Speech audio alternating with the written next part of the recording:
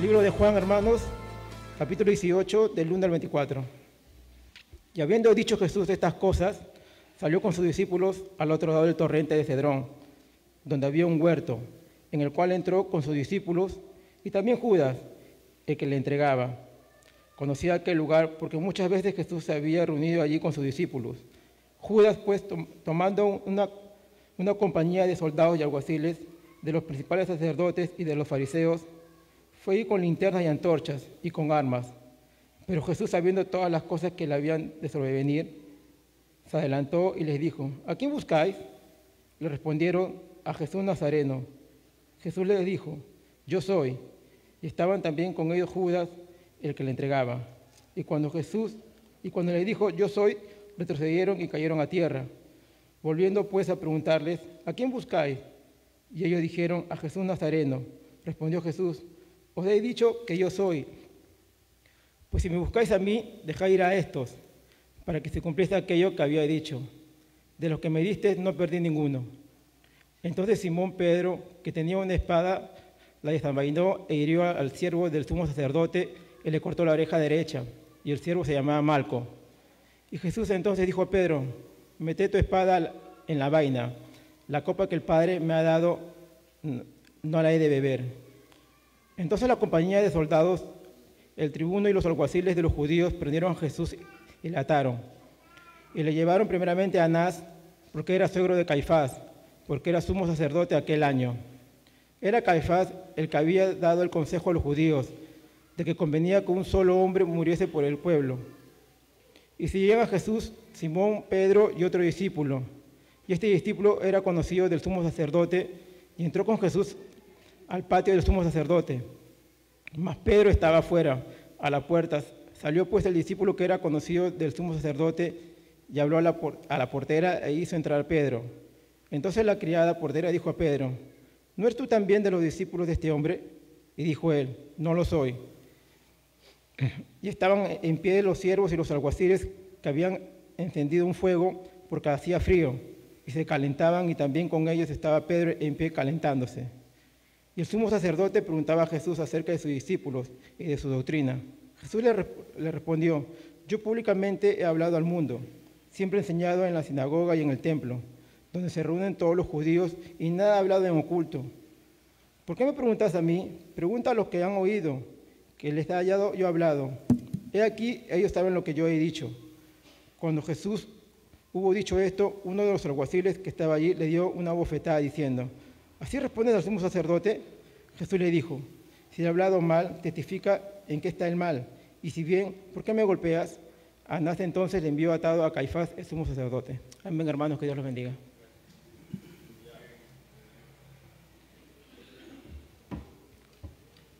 Dios les bendiga a todos. Amén. Vamos a buscar en nuestras Biblias, en Mateo 26.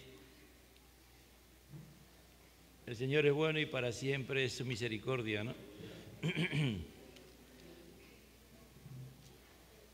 Él es bueno hasta aquí con nosotros y aún con esta nación del Perú. Pese a todas las cosas que podamos estar viendo, vemos que nuestro Dios es bueno, amado hermano. Él es más que misericordioso. Hay otras naciones que ya están en crisis profunda por la situación que están pasando, pero aquí Dios guarda su misericordia a su pueblo. Pero oremos al Señor para que realmente esta nación se vuelva al Perú y se convierta, ¿no? Estamos hablando y predicando sobre el tema de la pasión y muerte de Jesucristo. De repente hoy día no acabo lo que voy a comenzar porque el tema es un poco largo, porque a veces solamente repetimos lo que se nos dice, ¿no? O muy poco profundizamos en todo el sistema que se está moviendo para crucificar a Jesús. Yo hasta hace poco, puedo decir hasta estos días, yo estaba bien creído de que la ley, la madre de todas las leyes humanamente salía del Imperio Romano, ¿no? Pero en realidad, cuando analizamos todo el sistema judicial que tenía el pueblo judío, de verdad que es excelente, ¿no? Es increíble cómo ellos pudieron entender los principios de Dios y plasmarlo en leyes, que lamentablemente, después de ver algo hecho tan glorioso, algo tan grande para la humanidad, ellos son los que agarran y violentan todos los principios que habían hecho para juzgar, y que ninguna persona, el espíritu era de que ninguna persona acusada falsamente sea sentenciado, ¿no? Es decir, que alguien que era inocente pudiera terminar siendo sentenciado. Había un sistema increíble, pero todo eso ellos lo violentaron para que Jesús fuera crucificado en tan pocas horas, ¿no? Vamos a orar. Padre, le damos gracias porque tú eres Dios y delante de ti estamos para presentar esta palabra, Señor, que tú nos has dado. Y creemos, Señor, que viene de ti y que tú eres Dios. Los hombres podrán crear y seguirán creando, Señor, sistemas religiosos, sistemas judiciales, Señor, y que algunos de ellos pueden estar basados en tu palabra, pero cuando hay intereses de por medio que violentan, Señor, su statu quo, su estatus de conformidad o su estatus de realmente en la condición en que viven, ellos son los primeros en violentar las leyes que ellos mismos consideran que es lo mejor que tienen, Señor. Por eso te pedimos a ti para pedirte misericordia y que nos hagas entender que todos estamos expuestos, Señor, a hacer lo que realmente pareciera que nunca debíamos hacerlo, Señor amado, pero cuando perdemos la comunión contigo, cuando nos alejamos de ti y tomamos tu nombre falsamente, Señor amado, como Judas, nos convertimos como Anás, como Caifás y como el mismo Judas, traidores, Señor, a tus principios, a tu palabra, a lo que tan bien se ha entendido, Señor, pero que no ha llegado al corazón, sino ha llegado solamente en forma para aplicarlo a los demás, más no aplicarlo a nosotros mismos, Señor, que hemos de ser los primeros. Mateo 26, versículo 57. Lo que prendieron a Jesús le llevaron al sumo sacerdote, Caifás, donde estaban reunidos los escribas y los ancianos, mas Pedro seguía de lejos hasta el patio del sumo sacerdote, y entrando se sentó con los alguaciles para ver el fin. Y los principales sacerdotes y los ancianos y todo el concilio buscaba falso testimonio contra Jesús para entregarle a muerte. Y no lo hallaron, aunque muchos testigos falsos se presentaron, pero al fin vinieron 2 testigos falsos que dijeron: este dijo, puedo derribar el templo de Dios y en 3 días reedificarlo. Y levantándose el sumo sacerdote le dijo: ¿no respondes nada? ¿Qué testifican estos contra ti? Mas Jesús callaba.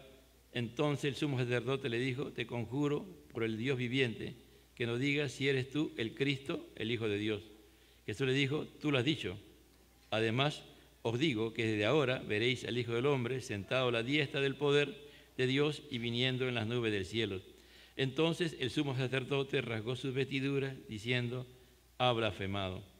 ¿Qué más necesidad tenemos de testigos? Y aquí ahora mismo habéis oído su blasfemia.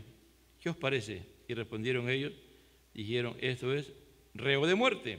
Entonces le escupieron en el rostro y le dieron de puñetazos, y otros le abofeteaban, diciéndonos: profetízanos, Cristo, ¿quién es el que te golpeó? Tomen asiento. Se llama la maldad de la religiosidad humana en la justicia. Cuando cualquier religión hace algo y pareciera que está bien, tarde o temprano va a fracasar porque es creación humana. Pero también cuando se haga algo basado en la palabra de Dios, en las Sagradas Escrituras, y las personas que lo van a administrar no tienen comunión con Dios, pierden comunión con Dios, también eso va a fracasar.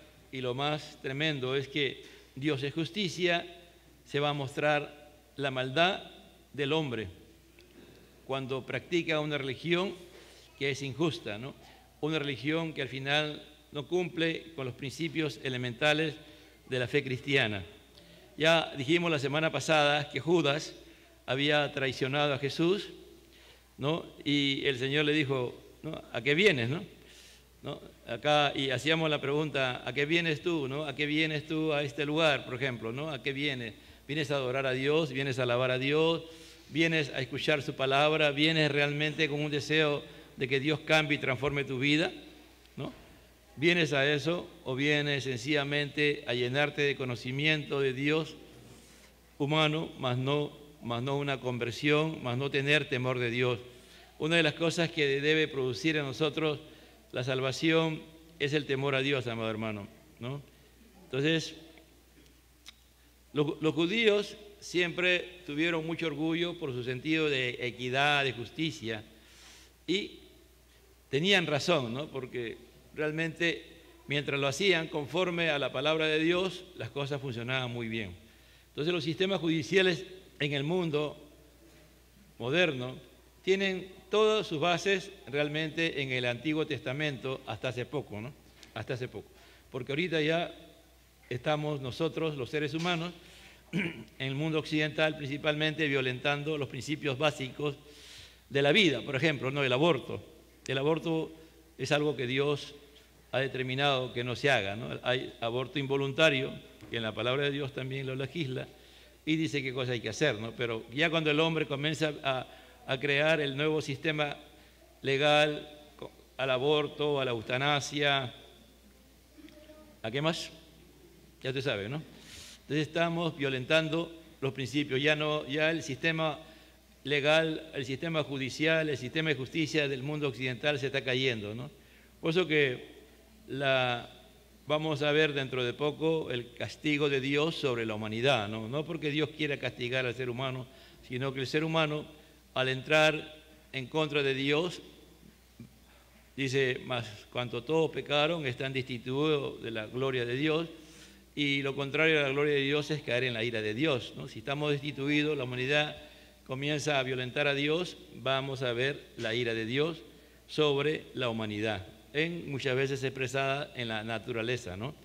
Como en estos días lo estamos viendo, ¿no? Hay cosas inesperadas que están sucediendo, que no se pensaban que podían suceder, están sucediendo. Entonces, la esencia del sistema de la jurisprudencia en el Antiguo Testamento se encuentra en Deuteronomio. En Deuteronomio capítulo 16, versículo 18, Deuteronomio 16, versículo 18 dice: jueces y oficiales pondrán todos en tus ciudades, que Jehová tu Dios te dará en tus tribus, los cuales juzgarán al pueblo con justo juicio. No tuerzas el derecho, no tuerzas el derecho, no hagas acepción de personas, ni tomes soborno, porque el soborno ciega los ojos de los sabios y pervierte la palabra de los justos. La justicia seguirá para que vivas y heredes la tierra que Jehová tu Dios te da.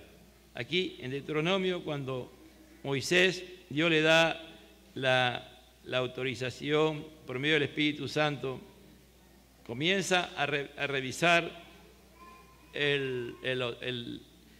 los 10 mandamientos, los estatutos de ordenanza, comienza ya a tener más claridad porque ya había administrado a un pueblo durante varios años y veía que las cosas no estaban funcionando y había que regular algunas cosas. Entonces que Moisés, dirigido por Dios, regula ya el sistema judicial dentro del pueblo. Dice en el capítulo 26, versículo 57, los que prendieron a Jesús le llevaron al sumo sacerdote Caifás, donde estaban reunidos los escribas y los ancianos. El sistema de sumo sacerdote fue establecido por Dios a través de Aarón. Entonces, los descendientes de Aarón eran aquellos que debían de ser sumos sacerdotes. Entonces, teóricamente, Anás era descendiente de Aarón. Entonces, pero el sistema romano, cuando analizaron al sistema de gobierno de los judíos y vieron que era un sistema bastante religioso, y parece que se dieron cuenta de que el sumo sacerdote tenía mucho poder, entonces los romanos le quitaron ese poder. Algunos emperadores, lo que hicieron alianzas con los judíos, le permitieron, pero llegó un momento en que ellos ya comenzaron a darse cuenta de que tenían mucho poder y se lo quitaron a los sumos sacerdotes y ellos comenzaron a nombrar a los sumos sacerdotes. Ya no era el mismo pueblo de Dios, el mismo pueblo de Israel o los judíos que nombraban los sumos sacerdotes. Ahora, ellos influenciaban definitivamente en quién nombrar. Y Anás era realmente el que debía ser el sumo sacerdote, debía ser Anás, ¿no? Anás estaba vivo y de acuerdo a lo que estaba establecido en la palabra de Dios, el sumo sacerdote estaba hasta la hora en que moría, ¿no? Entonces Anás en la práctica era el sumo sacerdote. Entonces lo primero que hacen cuando llevan a Jesús es presentarlo a Anás. Anás era un hombre muy astuto, ¿no? Anás era un hombre que ya parece que había llegado un sistema político, religioso, económico, porque ellos tenían el control, por ejemplo, del templo. En el templo se movía mucho dinero, pero mucho dinero. Ellos habían creado, por ejemplo, un sistema en que todos los sacrificios u ofrendas que tú ibas a dar tenían que ser bajo el sistema de ellos. El Imperio Romano tenía su moneda. El pueblo mismo judío también tenía su moneda, y también la gente venía de afuera, que no eran romanos ni judíos, venían a veces los judíos helénicos de sus naciones, que podían estar en muchas naciones y querían presentar su ofrenda o sacrificio. Las ofrendas eran dinero, ¿no es cierto? Las ofrendas. Entonces ellos habían creado dentro del templo un sistema de cambista. Es decir, ¿qué significaba eso? Que solamente había una moneda, la moneda que ellos imperaba dentro del templo, porque toda la moneda por lo general tenían siempre la moneda romana tenía el emperador, ¿no? Entonces decía que eso era idolatría, por lo tanto con eso no se podía negociar. Y ellos buscaban cualquier cosa, cualquier justificación para anular cualquier moneda. Por eso que los cambistas eran tan importantes en el sistema, por eso que Jesús va a donde los cambistas, ¿no es cierto? Y con la autoridad de Dios lo saca, ¿no? Limpia 2 veces el templo, 2 veces, por eso que Jesús limpia 2 veces el templo. Cuando comienza su ministerio y cuando va a terminar, en las 2 ocasiones, Jesús lo que hace es limpiar el templo, porque el templo estaba nauseabundo, estaba en pecado, estaba corrupto delante de Dios, y eso significa mucho, ¿no? Porque Él está diciendo, si este es mi templo, tiene que estar limpio, ¿no? Porque aquí está uno mayor que este templo, está aquí, que Él es el santo, y había que limpiarlo. Entonces el sistema económico, que era muy grande, hacía que ahí a los cambistas, por ejemplo, cada cambista tenía que pagarle una cantidad al sumo sacerdote, ¿no? Al sumo sacerdote. También, entonces, y ellos tenían, ¿cómo habrá sido, hermano? Ellos son muy inteligentes, los judíos, aquellos que conocen el judío, pues los judíos son una maravilla haciendo dinero. Hasta el día de hoy, hermano, los judíos son, olvídese, los judíos de donde sea sacan dinero. Dios los ha bendecido bajo esa perspectiva. Hasta el día de hoy no se lo ha quitado nunca a los judíos eso, nunca se lo ha quitado. Judíos que hay, es raro un judío pobre, hermano, es raro un judío que no sepa cómo conseguir dinero. Los sacrificios también. Se suponía que tú tenías que llevar tu animal y un animal bajo las condiciones que establecía la palabra de Dios, ¿no? Perfecto, sin ningún defecto, pero ellos siempre le encontraban una falla y lo descartaban, y también vendían animales dentro del templo.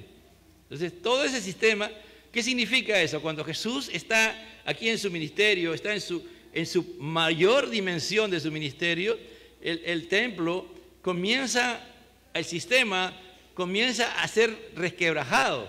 Ellos comienzan a darse cuenta de que si Jesús sigue, le va a echar abajo todo, porque Él le va a demostrar que ahí hay una falsedad, que hay una hipocresía, que hay maldad realmente en todo lo que ellos están haciendo. Por eso que uno de los que más odiaba a Jesús era Anás y también Caifás. Caifás era su yerno.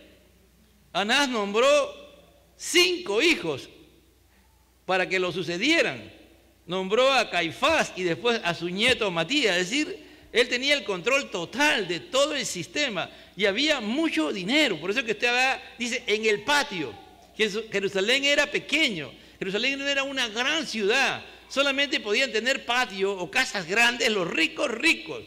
¿Me entiende? Y Anás tenía mucho dinero. Entonces movía mucho dinero, y Caifás también entró en el sistema bajo esa posición. Mire todo lo que hace. Hace un momento el hermano Mauricio, aquellos que están escuchando la clase de adultos en la escuela bíblica, yo sé que el domingo para nosotros es sagrado, ¿no? De la perspectiva humana, pero de la perspectiva de Dios debe ser sagrado para Dios y para nosotros también, pero bajo la perspectiva de Dios. Por eso yo les invito en el nombre del Señor y les recomiendo, amado hermano, que dejemos el sueño para otro día o en la tarde del domingo, pero levántate temprano y escucha tu clase, amado hermano, ¿no? Escucha tu clase. Ese es un pequeño sacrificio, no es nada, hermano, en comparación. Si las cosas se ponen difíciles y vas a querer escuchar clases, de repente ya no va a haber ni Zoom, no va a haber nada, y ya vas a querer cuando ya no va a haber nada. Por eso te invito en el nombre del Señor, si somos justos delante de Dios, si somos justos delante de Dios, tenemos que sacrificarnos en ese aspecto, hermano. Digo, ¿por qué justos? Porque si estamos justificados por la fe, mantenemos nuestra fe en base a nuestra relación con Dios. Los jóvenes y adultos y ancianos deben participar activamente de esta clase. Yo sé que toda la semana trabajamos, hermano. Yo sé que toda la semana hacemos muy esfuerzo, ¿sabes? Pero ¿quién te ha dado, si somos justos delante de Dios, la fuerza, la sabiduría para que tú puedas trabajar y llegar hasta este día? Es Dios, amado hermano. Cuando adoramos a Dios y conocemos a Dios, vamos a hacer que ese esfuerzo, al final, con lo que aprendemos, va a ser de gran bendición. Entonces, nosotros vamos a ver, entonces ya sabemos cómo era Anás, ¿no es cierto? Anás era un hombre muy, muy inteligente, muy astuto, muy, muy perverso también y malvado. Él era y tenía una autoridad suprema. Por eso que al primero que van a Jesús, no van a Caifás, que era el sacerdote nombrado en ese momento por el Imperio Romano. Ellos van a Anás. Ya hemos leído todo lo que le dice y todo lo que pasa delante de Anás. Mire, lo que sí se cree, Juan, el apóstol Juan, su padre era como un empresario pescador. Entonces tenía mucha importancia y lo que se cree es que él tenía acceso a la casa del sumo sacerdote. A la casa del sumo sacerdote entraba, ¿quién entraba? Juan. Por eso que usted dice, pero ¿cómo está aquí? Juan era, y el que está narrando este evento es Juan. Entonces Juan también va a introducir, muy posible, algunos dicen que aún tenía tanta influencia por vender pescado, parece de buena calidad, que también entraba a la casa de Pilatos, ¿no? Por eso que él pudo entrar y saber qué es lo que pasó cuando llegó Anás, porque él tenía puerta libre para entrar. Mire, era un adolescente, ¿no? Porque se cree que Juan tenía como 15 años de edad cuando era apóstol, pero tenía esa puerta abierta. Dios es perfecto en su providencia, ¿no? Porque aquí estamos complementando, por eso que ahora estamos leyendo capítulos paralelos para que usted vaya entendiendo lo que está pasando. Y eso fue lo que pasó en Juan 18, lo que estuvieron en la lectura de la palabra en la casa de Caifás. Y ahí van a ver todo lo que él hace, ¿no? Y aún hasta lo bofetean ahí, ¿no? Entonces, vamos a ver, ¿qué sistema? ¿Cómo se llama el sistema? Se llama el concilio en la palabra de Dios, pero le llamaban el Sanedrín. Los que se sientan juntos se llamaba, ¿no? Los que se sientan juntos eran en forma semicircular y habían el sumo sacerdote y un vicepresidente al lado del sumo sacerdote. Cuando el sumo sacerdote dejaba de funcionar, funcionaba el presidente, porque a veces las sesiones eran largas. Comenzaban de muy temprano y terminaban tarde. Eran los días lunes y jueves que se reunía el Sanedrín, ¿no?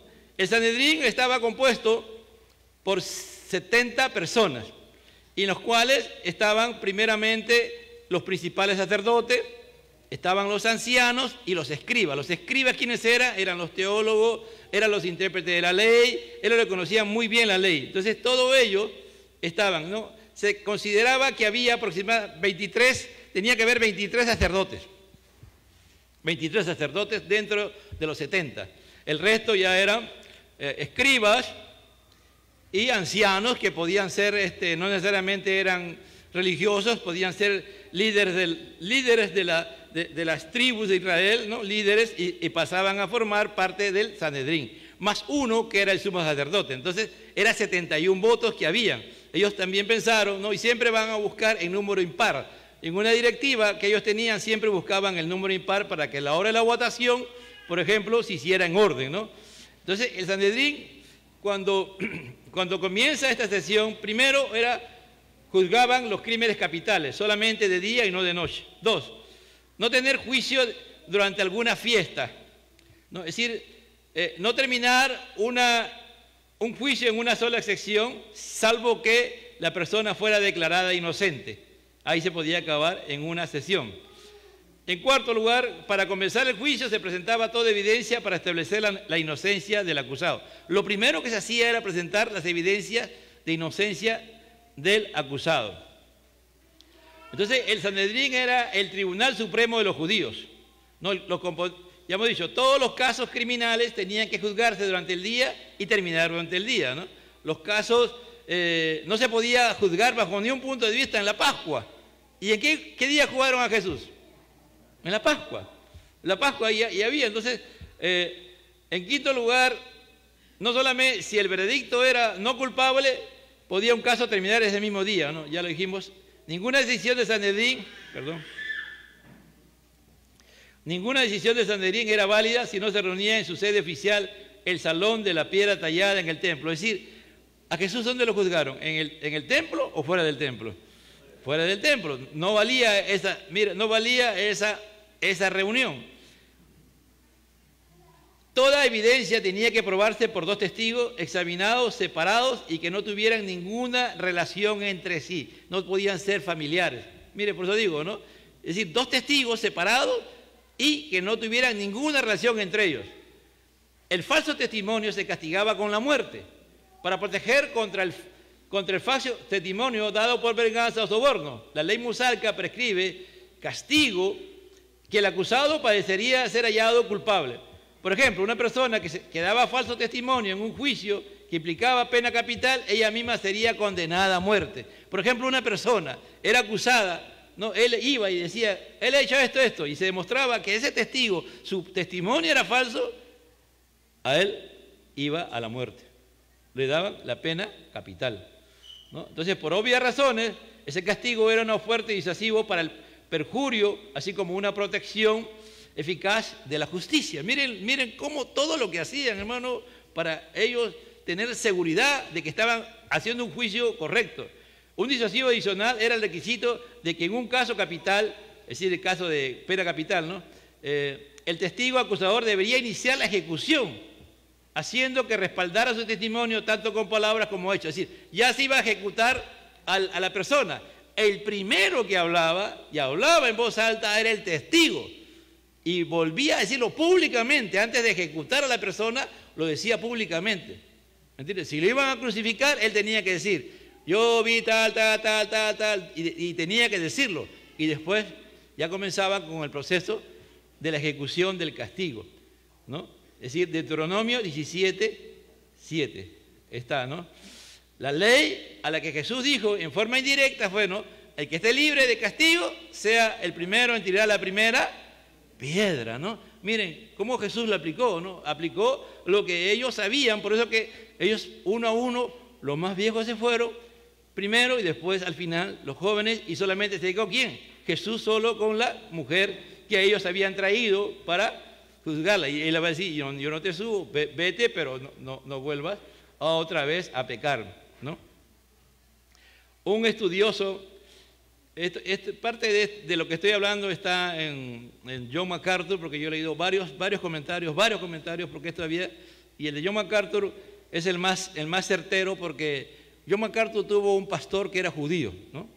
Entonces este pastor judío que a él le dijo que él estaba llamado al pastor, influenció mucho en él. Entonces él tiene mucha información de los judíos, ¿no? de las fuentes, del Talmud, de las cosas que los judíos usan para aplicar su sistema, ¿no? Al César lo que es de César, a Dios lo que es de Dios. Entonces hay cosas, amado hermano, que no tenemos que ir ya buscando, porque yo he buscado en varios, ¿no? Y este es el más claro, el que se entiende con mayor claridad. Y es importante, amado hermano, que nosotros sepamos, porque aquí en este momento en el Perú estamos viendo cómo el sistema de justicia se está moviendo. Estamos viendo cómo el sistema de justicia es violentado a cada rato, ¿no? De la manera como usted dice, pero no puede ser. Entonces nosotros somos hijos de la justicia, y de una u otra manera, tarde o temprano, algún día, si es que las cosas siguen así, vamos a tener que levantarnos y proclamar la voz profética de la palabra de Dios. No es que tú vas a ir a hacer cosas, no, sino la palabra de Dios es justa, y también los profetas anunciaban la palabra y daban sentencia a los reyes, a las autoridades en la condición en que estaba. Llega un momento en que la iglesia no puede estar al margen de todo, no, hermano, y eso no es política, por ese caso. Cuando ya la injusticia llega a niveles que ya va a donde no se puede ir, ¿me entiende? La iglesia se tiene que levantar. La iglesia tiene que alzar su voz profética, basado en la palabra de Dios, usar los textos correctamente y aplicarlo al momento, porque hay, amado hermano, en la palabra, no es la primera vez que sucede en una nación lo que está sucediendo en nuestro país. Por eso que aquí hay un estudioso judío, Simón Gran-Lich, y lo toma. Otro estudioso dice, puesto que un defensor estaba protegido contra la autoincriminación, es decir, mira, era tan esto que tú mismo no te podías incriminar, es decir, tú hacerte culpable de algo que tú no habías hecho. Ellos tenían un sistema tan bien hecho de que tú ibas, no, yo maté, y tú decías, no, hice esto. Ahí ellos te descubrían también que tú te estabas inculpando de un delito que tú no habías cometido, porque hasta para eso estaba el sistema hecho. Dice, contra la autoincriminación, condenarlo. Según El Salvador, en el día del juicio, los oficiales del tribunal exigían que toda la evidencia contra el acusado se leyera en plena audiencia de corte abierta. Primero, cuando trajeron a Jesús, y después ya al Sanedrín, lo primero que tiene que haber hecho, a Jesús se lo juzga por esto. Como en todo juicio, ¿no? ¿Usted ve en alguna parte que a Jesús le dijeron, te estamos juzgando por esto? No, vamos a leer más adelante que buscaban testimonio para ver en qué lo podían increpar a Jesús. Y hubo un desfile de testigos, hermano, de cantidad de testigos. Y como ellos eran expertos sabiendo que mentían, lo iban descartando, hasta que encontraron dos que decían algo y que estaba distorsionado, ¿no? De cada testigo, según El Salvador, en el día del juicio final, el día del juicio, los oficiales del tribunal exigían que toda evidencia contra el acusado se leyera en plena audiencia de corte abierta. De cada testigo contra el acusado se requería que afirmara que a su mejor saber su testimonio era cierto y que se basaba en su propia experiencia directa y no en rumores o presunción. Así que los chismosos, los falsos testigos, eso que te dicen, no, acá no funcionaban, hermano. Ellos no podían, no, es que ellos me dijeron, es que a mí me dijeron que no. Tú tenías que ser el testigo de primera fuente. El testigo también debía identificar el mes, el día, la hora, la ubicación exacta del suceso en relación a lo que se atestiguaba. Tenía que decir el día, la hora, en dónde estabas, cómo fue. Un concilio en sí no podía iniciarse acusaciones contra una persona, sino que solo podía considerar acusaciones que se presentaban por parte de un tercero. Es decir, uno iba y decía, tú has hecho esto contra mí, ya está bien, son dos, ¿no? El acusador y el acusado. Tenía que venir un tercero para confirmar que lo que yo te estaba diciendo era verdad, ¿me entiendes? Es decir, no se podía hacer, no, es que no, es como el día de hoy, ¿qué está pasando, por ejemplo, en la justicia occidental?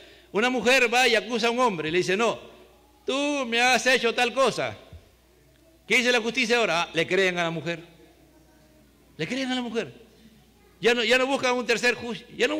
No, tú me violentaste, tú me acusaste, tú me violaste.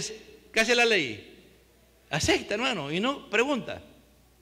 No pregunta. Ese es el día de hoy. Pero acá, ¿qué está diciendo? Que tenía que haber un tercer testigo, un tercer elemento, el testigo. Miren la importancia del testigo. Por eso que nosotros, para predicar de Cristo, para predicar realmente de Cristo, amado hermano, de Cristo Jesús, se supone que hemos tenido un encuentro con nuestro Señor.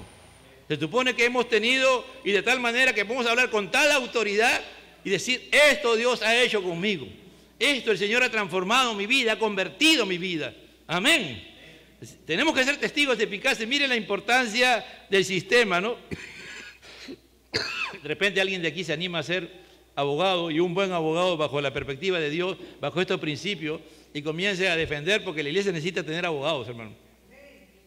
La iglesia necesita tener abogados para las cosas que se vienen. Si las cosas siguen por donde vienen, vamos a tener que tener abogados, porque nos van a inventar acusaciones, hermano. A la iglesia le van a inventar acusaciones, ¿no? Entonces, si se reafirmaba el veredicto de culpabilidad, un oficial, mire cuando ya todo estaba acabado, mire, todo un oficial con un estandarte permanecía cerca del concilio, en la puerta prácticamente, ¿no? Mientras el otro permanecía cerca, montado a caballo, ya salían con un veredicto, escoltaban al prisionero hasta el lugar de la ejecución. Y un heraldo iba delante de la procesión, que se movía lentamente, declarando en voz alta, este hombre, decían, ¿no? Carlos Quirós ha sido declarado culpable y su delito es haber predicado de Cristo libremente y predicar de que Jesús es su Señor. Lo acusamos de blasfemo o lo que el imperio romano, ¿no? Ya, esto podía decir, ¿me entiendes? Y lo decía cada rato en voz alta, ¿no? Vamos a poner que la persona se le estaba acusando de algo muy feo, muy malo, y a voz alta decía el heraldo, ¿te imaginas? Y adelante aquí iba en el caballo y el heraldo decía, gran voz, dice, este hombre, declarando su nombre, llevado a castigo por tal delito. Los testigos que han jurado contra él son tales y tales, ¿no? Los testigos son tal persona y tal persona. Si alguien tiene evidencia que testifique a favor del condenado, que lo presente de inmediato. Mire, ya iban a llevarlo a la muerte, pero aún daban la oportunidad de que si alguien sabía que ese hombre era inocente, podía parar. Si algún momento antes de llevar a cabo la sentencia salía a luz la información adicional a la inocencia, incluso la recolección de parte del prisionero de algo que había olvidado, un oficial señalaba al otro y el prisionero debía llevarse de nuevo ante el concilio para reconsiderar el veredicto. Miren, increíble, ¿no? Acá, hermano, hay gente, ¿cuánta gente hay en el sistema preso inocente? Pero aquí era público, ¿no? ¿Te imaginas? Entonces, todo eso, ¿cuál era el objetivo? Primero, la justicia y la misericordia de Dios. Segundo, de que tú, si viviéramos en esa época, no cometieras ningún delito. ¿No te imaginas que públicamente todo el mundo sepa que te van a matar porque hiciste eso? ¿No? Imagina tu familia, las personas, tus amigos, todo el mundo que te conoce. ¿Cómo tratarían después a tu familia si el crimen era algo terrible? ¿Cómo lo tratarían, no? Es decir, tenía también un aspecto disuasivo, pero a la vez era justo. Hasta el último momento mostraban su misericordia. Antes de que se llegara al lugar de ejecución, a la persona condenada se le instaba a que confesara su delito si aún no lo había hecho. No se le había dado todavía una bebida estupefaciente a fin de embotarlo los sentidos y hacerle de este modo que la muerte resultara menos dolorosa. Es decir, se le daba, pero ya cuando ya llegaba el momento de la ejecución, no se le daba en esta procesión que era tan importante. Entonces, el principio que regía en los casos capitales del Sanedrín era: el Sanedrín es para salvar vida y no para destruir vidas. El Sanedrín es para salvar vidas y no para destruir vidas. Mire ese principio que ellos tenían, que el Sanedrín trabajaba. Si tú lo miras, pues, hermano, olvídate. ¿Qué sistema, no? Y todo eso ellos van a violentar. Quien presidía el concilio se le exigía que a los posibles testigos se les recordara el valor de la vida humana. Cuando tú ibas como testigo a acusar, el presidente, que era el sumo sacerdote, te hablaba de la importancia del valor humano, de la vida humana, y que se le soltara estar seguro de que su testimonio fuera verdadero y completo. Ningún juicio criminal podía comenzar o continuar durante la noche. Todo solamente era a la hora que comenzaban los sacrificios y a la hora que terminaban los sacrificios, era el Sanedrín funcionaba. Se acababa y nunca se hacía un juicio de noche. La votación se hacía desde el... Miren cómo... Perdón. La propiedad de un delincuente ejecutado no podía ser confiscada, sino que se pasaba a sus herederos. La votación se hacía del miembro más joven hasta el mayor, a fin de que los primeros no fueran influenciados por los últimos. Miren todo lo que habían tomado. A la hora que iban a votar, votaban primero los jóvenes, del menor, y después al final los ancianos, para que los mayores no influenciaran en los menores. Y si un concilio votaba un no, miren, esto sí ya me volvió, a mí me transformó ya. Si un concilio votaba unánimemente a favor de la condena, al acusado se le ponía en libertad, porque se presumía la falta del elemento necesario de misericordia. Es decir, que pues, todos se ponían de acuerdo, no puede ser. Es decir, cuando uno mira esto, dice, esto no puede ser, ¿no? Pero es Dios, hermano, que le dio la gran bendición a los judíos y también al sistema judicial de los países que se apropian o toman, que son cristianos, que lo han tomado hasta hace poco. Por eso que la ley funcionaba bien antes, amado hermano. De verdad, cuando yo era niño y adolescente, yo miraba otro mundo. No miraba tanta maldad como el día de hoy. Yo podía ver, por ejemplo, los líderes en el Congreso. Uno se podía admirar de las disertaciones que daban, ¿no? Cuando uno miraba, aún el mismo Haya de la Torre, que tuve una vez de niño viéndolo ahí en mi pueblo, dando su discurso, ¿no? Eran líderes que convocaban gente, que no compraban a ninguno. La gente seguía a los líderes por las cosas que ellos hablaban y trataban de vivir. No eran perfectos, pero por lo menos no era tan escandaloso como el día de hoy, que todo el mundo usa el poder para apropiarse del poder y de los beneficios que da el poder, y usan la justicia para justificar sus cosas, torciendo totalmente. Dios es justicia, amado hermano. Dios es justicia. La santidad descansa en la justicia de Dios. La misericordia de Dios descansa en la justicia de Dios. ¿Y cuál es la justicia suprema de Dios? Que un día Cristo vino a morir por nosotros en la cruz del Calvario, amado hermano, para que la justicia de Dios fuera saciada, para que la justicia de Dios fuera completa. Él mandó a su Hijo para que Él muriera por nosotros y nosotros nos apropiáramos de las justicias en Cristo por la fe, justificado pues por la fe. Por lo tanto, nosotros debemos ser hombres y mujeres que viven en la justicia. Es evidente que administrando de manera correcta el sistema judío de justicia no solo era muy justo, sino misericordioso. Es igual evidente que el sistema no actuó de modo misericordioso ni justo en el juicio a Jesús, porque el Sanedrín violó prácticamente todo principio de su propio sistema de jurisprudencia. A Jesús lo juzgaron de manera ilegal sin que primero se le hubiera acusado de cometer un delito. En segundo lugar, fue juzgado en la noche y en privado, ¿no? Tercer lugar, no se le permitió ninguna defensa. Cuarto lugar, los testigos de cargo fueron sobornados para testiguar falsamente. Quinto lugar, Jesús fue ejecutado el mismo día que fue sentenciado. Sexto lugar, en consecuencia, los jueces no pudieron haber ayunado en el día intermedio que debió haber transcurrido. Miren cómo era. Se reunía el Sanedrín. Ellos ya tenían una sentencia. La sentencia era muerte.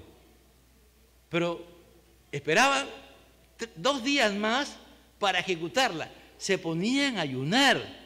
Después que ellos habían acordado, entre ellos ya, que la sentencia era muerte, se ponían a ayunar.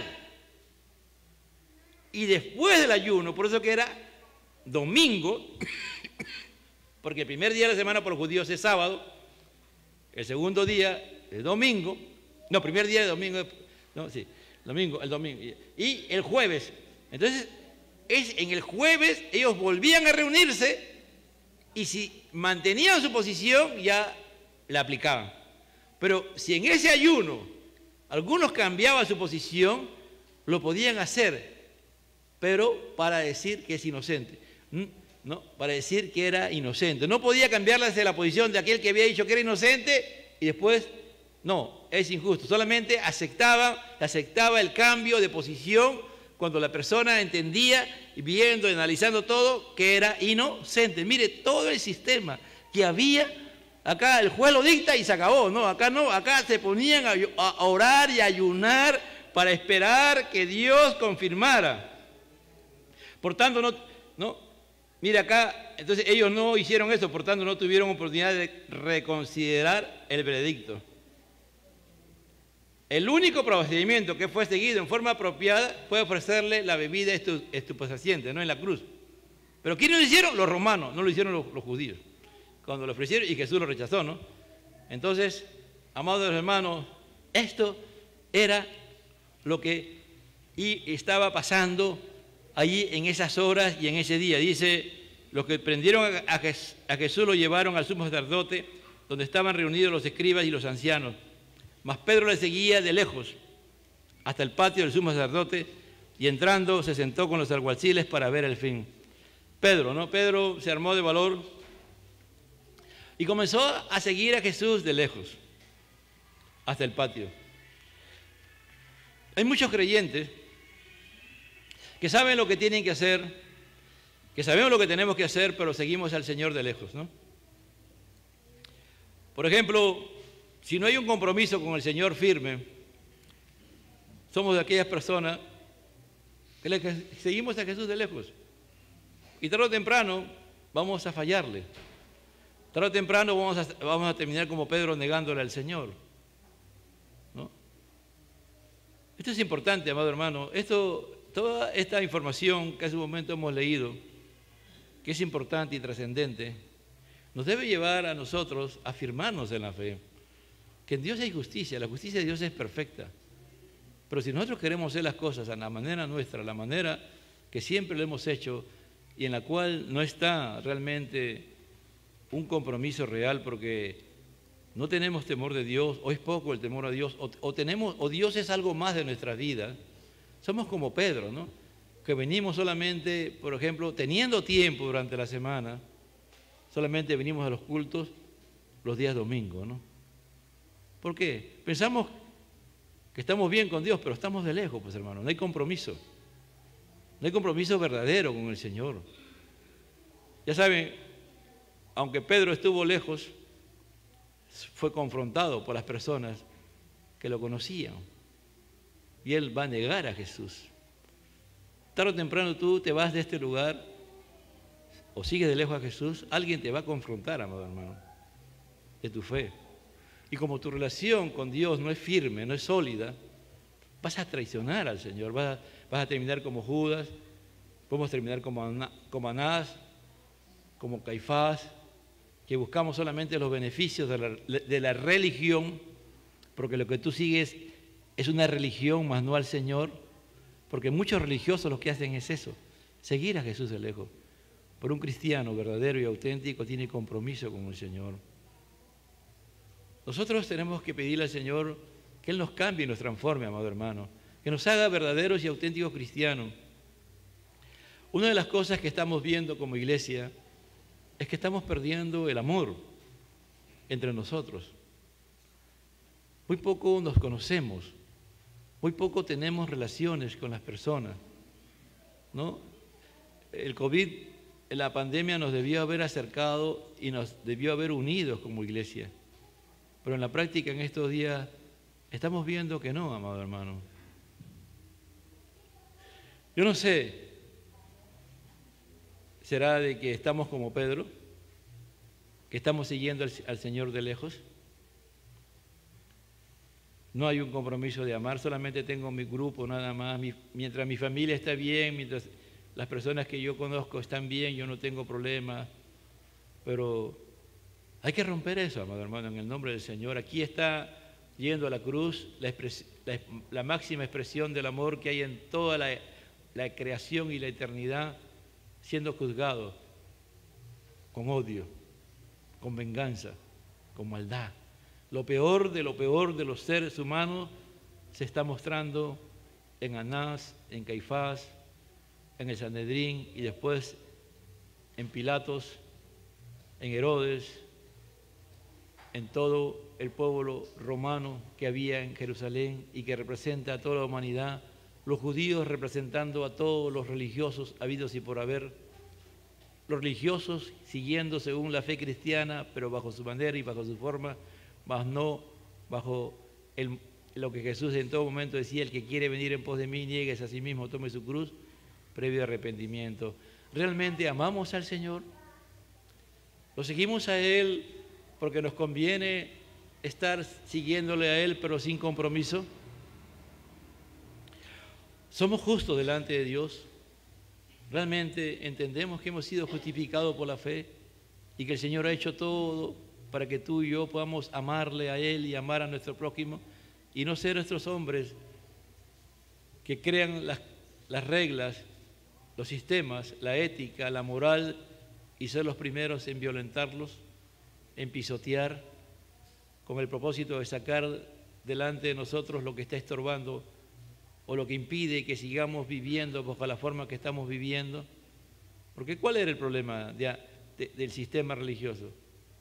No era, amado hermano, ellos de una u otra manera en algún momento a ellos se les reveló que Jesús era el Mesías, pero ellos, era tanta la voz o tanto el sistema que había en su corazón que prefirieron seguir en llevarlo a la cruz y matarlo. Hermano, una de las cosas que en estos días pienso, y no sé por qué, ¿no?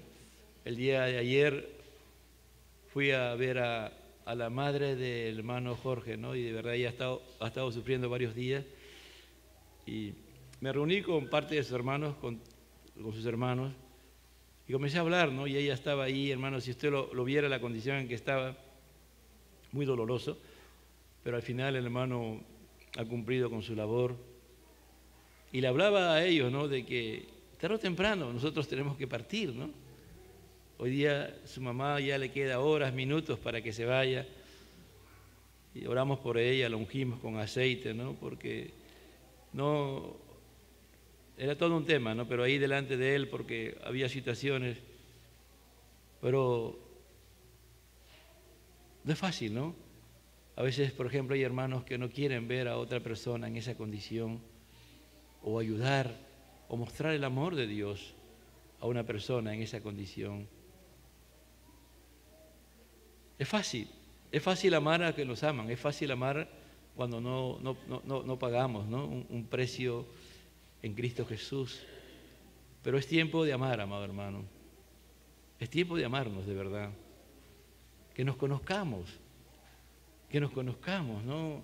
Que hagamos un padre, ¿no? Que termine el culto y nos propongamos acercarnos a una persona, a un hermano que tú nunca le has hablado y lo ves domingo tras domingo. Y ni sabes si tiene familia o no tiene familia, si tiene hijos o no tiene hijos. Hermano, nosotros no somos una isla. Hay que dejar abrir nuestro corazón, nuestra familia, nuestro hogar a los hermanos. Somos cerrados, la mayoría de nosotros somos cerrados. Tenemos un círculo bien cerrado, muy cerrado. El famoso, ¿no? Que le dicen a los hijos, que nadie sepa lo que está pasando aquí en la casa. Hermano, Dios sí lo sabe. Dios sabe lo que está pasando en su hogar. Hay hermanos que a veces ya se comportan en una forma que a veces preocupa. Y como pastor a veces quisiera hablar y a veces no quisiera hablar. Digo, si les digo, se van de la iglesia. Ese es el tema, ¿no? Porque tienen su mundo y en ese mundo nadie puede entrar. Cuidado, que en ese mundo que tiene de repente ni Cristo está, pero tú crees que Cristo está ahí. Porque si tú no dejas abrir y no te abres, no. Pedro dice que le seguía a Jesús de lejos. Somos como Pedro, le seguimos a Jesús de lejos, porque no queremos que el Señor entre en nuestra familia. No queremos que nadie más que nuestra familia nada más sepa. Amado, hay que abrir nuestro corazón. Hay que abrirnos. No tenemos que ser como Pedro, siguiendo a Jesús de lejos. Dios nos ayude a volver a Él, porque ya somos justificados por la fe, tenemos que andar en justicia, amado hermano. Y la justicia de Dios demanda a Dios que nos amemos unos a otros, que nos amemos. Por eso vamos a participar de esta Santa Cena y que tomemos como reflexión la justicia de Dios en nuestras vidas. Gracias a Dios somos hijos de Dios, gracias a su justicia divina en la cruz del Calvario, amado hermano. Por amor lo hizo, por amor está sufriendo aquí todo lo que los hombres están haciendo. Hay que dejar amarnos, amado, y amar como Dios ama. No hay que seguir a Jesús de lejos como Pedro. Hay que seguirle con compromiso, con entrega. Padre, te doy gracias. Y te pido, Señor de la gloria, que tú que eres Dios, nos hables a nuestras vidas en estos días, Señor, de que nosotros podemos saber la palabra de Dios correctamente la podemos saber, pero a la hora de la verdad la podemos aplicar como lo hicieron el Sanedrín y todo el sistema que te llevó a la cruz del Calvario, Señor, a ti, Cristo de la gloria. Porque ahí, cuando sabiendo hacer lo bueno y no lo hacemos, es pecado, Señor, dice tu palabra a través de Santiago. Porque te pedimos en el nombre de Jesús que tú nos hagas reaccionar, que gracias a la justicia de Dios somos salvos, somos hijos de Dios.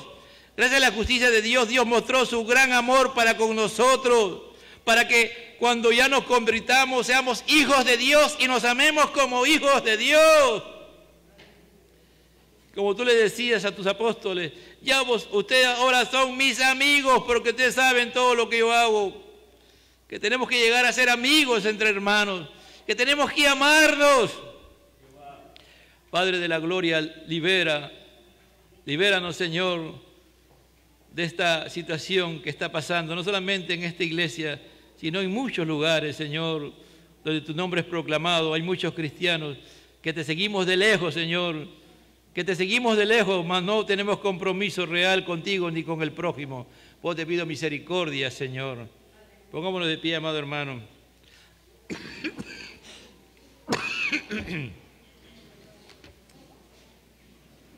Mas Dios muestra su amor, dice, en que aún siendo pecadores, Cristo murió por nosotros. Dile al que está a tu lado, mas Dios muestra tu amor, aunque aún siendo pecadores, Cristo murió por nosotros.